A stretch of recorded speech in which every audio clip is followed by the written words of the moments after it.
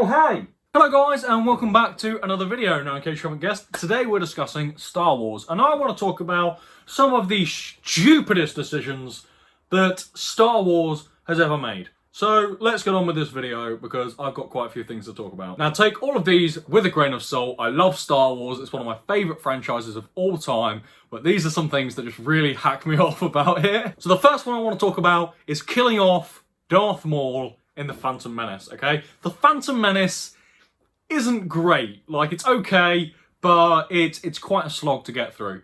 But one of the best things about that movie is Darth Maul. How cool is Darth Maul? He looks awesome, he's got that cool ninja shit going on, he's got his double-bladed lightsaber. He's so cool, and he quite easily could have been the Darth Vader of the prequel trilogy. But they killed him off by the end of the first movie. And that always irritates me, because I'm like, what a cool villain this guy is. And he's so wasted, he's barely even in the Phantom Menace, and they just kill him off. And then, to add insult to injury, they then bring him back in the animated stuff. Like, I love Star Wars, The Clone Wars, I love Rebels, and they bring him back in that, which is great. But why kill him off in the first place then? If you're then just going to bring him back in the animated stuff. Just don't kill him off. There is no need to kill him off. I also don't like, because it doesn't even make sense as to how Obi-Wan Kenobi could kill off Darth Maul. Now, Obi-Wan is one of the best Jedis out there. However, at this point, he's merely a Padawan. He's merely training. And Qui-Gon Jinn, his Jedi Master, couldn't even kill Darth Maul. He was bested by Darth Maul. So it makes no sense that Obi-Wan could then outsmart him and kill him. Like, what? The next one really gets under my skin, okay? And that is the First Order coming back in Episode 7, The Force Awakens. Now, the whole of the original trilogy, and sort of the prequel trilogy as well, is about overthrowing the dark side and getting rid of the Empire in the original trilogy. And by the end of the original trilogy, we're led to believe that that's happened. There is balance to the Force, the Empire has been overthrown, everyone's happy, the Ewoks are having a little party. That should have been the end of it. But then, like 30 years later, by the time we get to Episode 7, the First Order have rose, which is basically the Empire 2.0. And how? How has that happened in 30 years from you going to completely overthrowing them to then basically the same thing coming back to power and it all happening again? How does that happen? The movie never explains it. I don't know if the extra material explains it, but the fact that I need to read a book to understand the movie and why it's happening is shit. I shouldn't need to do that. The movie should tell me how the Empire is back. And what really irritates me about it is that it completely undermines Anakin's journey and Luke's journey in the original trilogy. Because the whole point is that at least one of the Skywalkers is the chosen one. It's arguable about which one it is, but let's say Anakin's the chosen one, for the sake of argument. The whole point is that he brings balance to the Force, right? He's the chosen one. He's going to do it. And he sacrifices himself to kill the Emperor at the end of Return of the Jedi. And then it doesn't bring balance to the Force because the dark side rises again. So it completely undermines his sacrifice.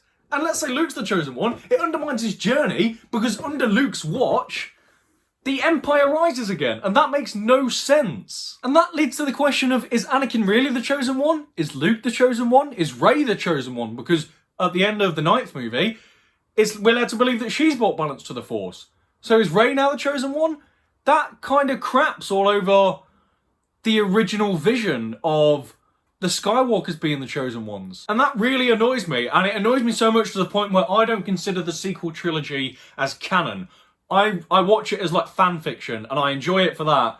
But what it does to Star Wars canon, I just really don't like that. So yeah, that just really annoys me. And that is before we even take into account the fact that Emperor Palpatine is just back in the 9th movie. And I'm not going to talk about that on this list, because the internet's talked about it to death, so I'm not really adding anything to the argument. And the third one is the whole of a solo Star Wars story Han movie. I can't remember what it's called and I don't care. It's that whole prequel crap when it's like, oh my god, how did he get his cool gun? Why is he called Solo? Where did he get his cool jacket? I watched the whole original trilogy and all that was going through my mind is, oh my god, where did he get that cool jacket? I don't care. I don't need to know. As soon as that scene came up when Han walks over to the guy and he's like, oh, you're traveling alone. You're traveling solo. And the movie thinks it's really smart for doing that.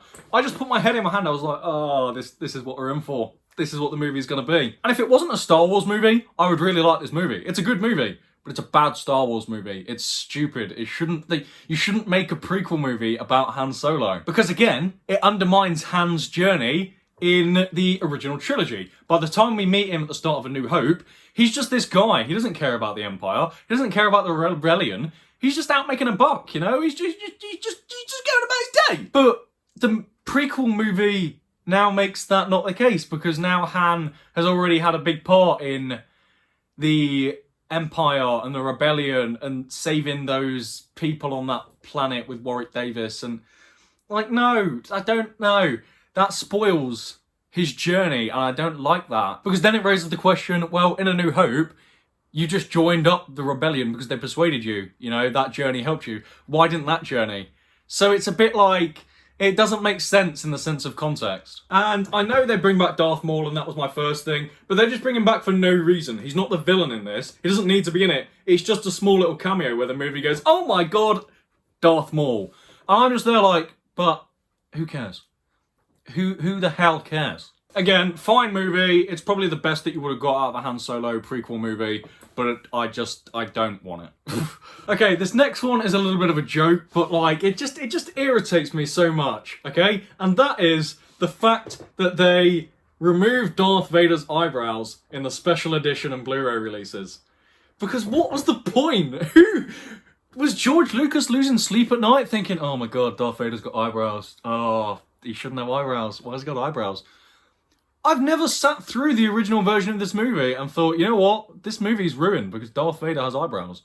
Who the hell cares if he has eyebrows or not? Someone put a lot of time and effort. Someone got paid to digitally remove Darth Vader's eyebrows. Imagine that being your job. You come home from a hard day graft, the missus is there, and she's like, oh, what did you do today? And you're like, oh, I removed an eyebrow from Darth Vader digitally.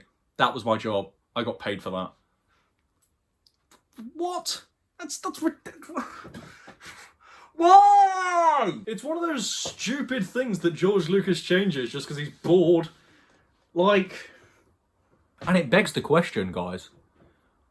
No one's safe, because whose eyebrows are they going to remove next? And the final one is not having Han, Leia, and Luke share the screen in the sequel trilogy. Now, I understand that Carrie Fisher passed away, and that is a complete tragedy. So that shifted what they could do for these movies, and I understand that. However, by the time she passed away, she'd still filmed 2 of those movies. And it's a real shame that we never got to see those 3 iconic characters share the screen again, because one of the highlights of Star Wars is those 3 characters and the relationships that they have, and seeing them together. They are the original trilogy for a lot of people, and you know, going into the sequel trilogy, I was looking forward to seeing those characters back together. But they never are. They never share the screen, all 3 of them together. Han never even meets Luke in the sequel trilogy. And that's a tremendous shame. There's nice little moments between Han and Leia when they meet up again, and Luke's Force vision thing sort of meets Leia. But that's not really Luke, and you never get the 3 of them together again. And I'm sure the people that made these movies watch them and then think, that was a massive missed opportunity with that. Because obviously they couldn't do it by episode 9 because Carrie Fisher had passed away, and I get that. But they could have done it in episode 7, they could have done it in episode 8, but they didn't. And I just think, you know, why bring back those characters if you're not going to have them together or really do anything with them? They're kind of sidelined for a lot of it. And yeah, I just think it's a tremendous shame that they never got to have a reunion. And it's a shame for us fans that wanted that as well, because now we're never going to see that. And that is my video for today. Thank you so much for listening to another nerd yell about Star Wars on the internet. Very much appreciated. Leave a like down below and comment and tell me about how much of an idiot I am because I don't like the Star Wars sequel trilogy. And subscribe for more rambling about movies that we all think about far too much. And until next time, it's goodbye from me, and it's goodbye from him. See you in the next video.